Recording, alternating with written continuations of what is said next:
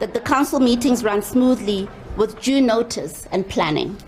Further to this, on 29 September 2022, at 25 minutes past 1 in the afternoon, the Speaker gave notice of an extraordinary meeting for 10 o'clock on 30 September 2022. This was less than 20 hours notice of that meeting.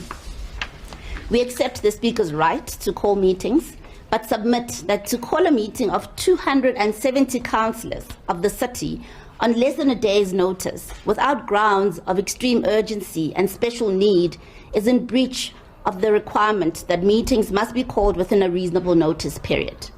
Rule 55 of Council requires 3 days' notice for ordinary meetings, and although there is no such requirement for extraordinary meetings, the past practice of Council for at least 6 years has been to call extraordinary meetings on at least 3 days' notice.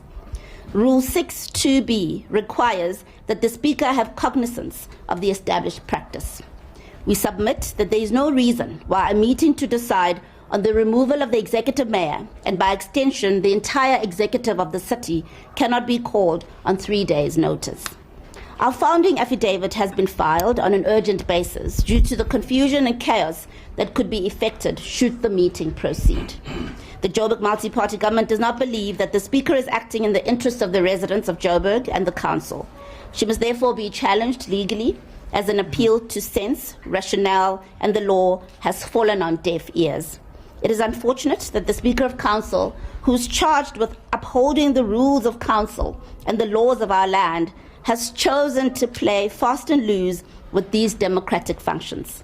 We're therefore deeply concerned about her tenure as Speaker. Approaching the court is the last resort in the interest of the residents and the rule of law.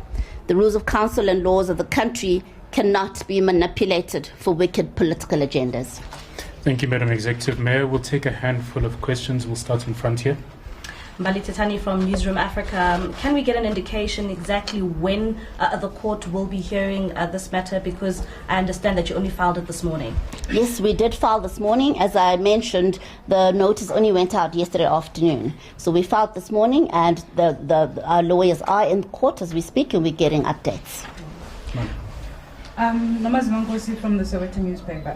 Mayor, yesterday you took to social media, which generated varied reactions, with the hashtag Save Hands Off Joburg. Hands Off Joburg, yes. So I just wanted to ask the thinking behind taking to social media, because at this point, voters have done what they could, and it's now up to your parties, as well as, I suppose, members of the coalition. And also, can you speak, what message do you think the back and forth between Action SA and the DA sends to the city? Because it looks as if things are just in tatters. It's a danger situation.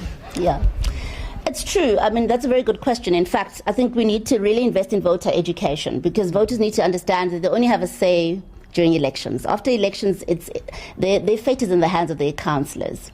However, we believe that voters still have power, and that they can still appeal to their councillors to do what's right by the voters. They are the residents, and the government that's in the council now is serving the residents.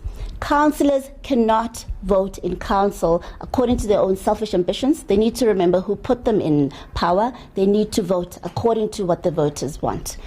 This was really me opening up to our voters. We get a lot of requests for media. At the same time, we're working, we're trying to deliver services, and we're trying to save the city at the same time. Me sending out a video was just communicating to everybody and sending out an open letter so that the communication is out there and everybody is aware of what's going on. But the hidden agenda behind all of this, because we know and we believe that this is all because the ANC and their partners want access to the 77 billion rand budget of the city of Johannesburg.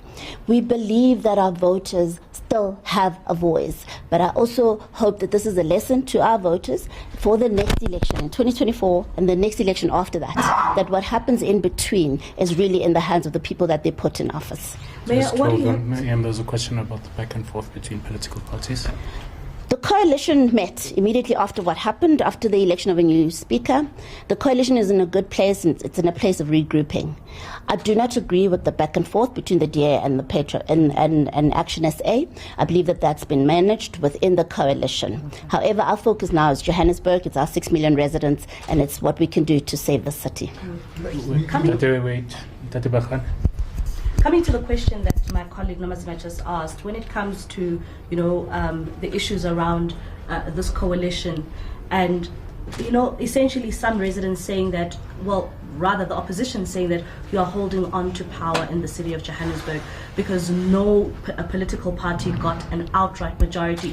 What do you have to say to that comment?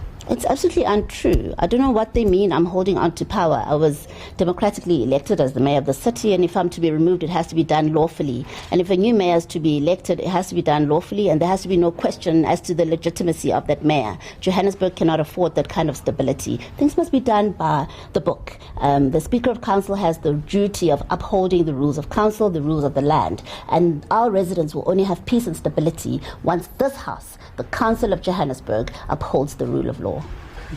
Mayor, we know that this is a numbers game. Those with the numbers, they win. By you going to court, are you not confident that you'll be able to defeat this motion? I mean, you have the coalition. Are you worried that your coalition partners might betray you? Going to court is not about the motion. Going to court is about the validity of the council meeting. We do not recognize today's meeting as valid. We don't recognize it as being lawful. And that's why we went to court. It's just to ensure that we invoke the laws of this land, the rules of council, to do what's right by our residents. We can deal with the numbers game in a legitimate meeting of council. Today's meeting is not that meeting. One last question. Mayor, can you substantiate your claims that the opposition parties wants to steal from the city's coffers? There are many instances of corruption. Even right now, we continue to refer cases to group forensic investigations, to the SAPs, to the Hawks. The latest was a 27 million rand payout that makes absolutely no sense, which we have referred for investigation. We are investigating. I cannot give more information. So that sort of thing is happening. We do know that the opposition has links in the administration and that they are maneuvering in the administration through some corrupt officials, but we are dealing with them. We're cleaning up, and that's why they want us out. Thank you, Executive Mayor. Thank you, colleagues, for joining us at such short time. We'll keep in communication during the course of today. Thank you. Lastly, will you attend the council meeting? Yes, actually, that's the question I would like to ask. I mean, does that mean council continues, or are you attending council? We do not believe that the council meeting is valid. We will be there to see what's going on. We will be there so that we can witness what is happening, so that whatever happens thereafter, at least we would have witnessed what happened. Thank you very much, colleagues.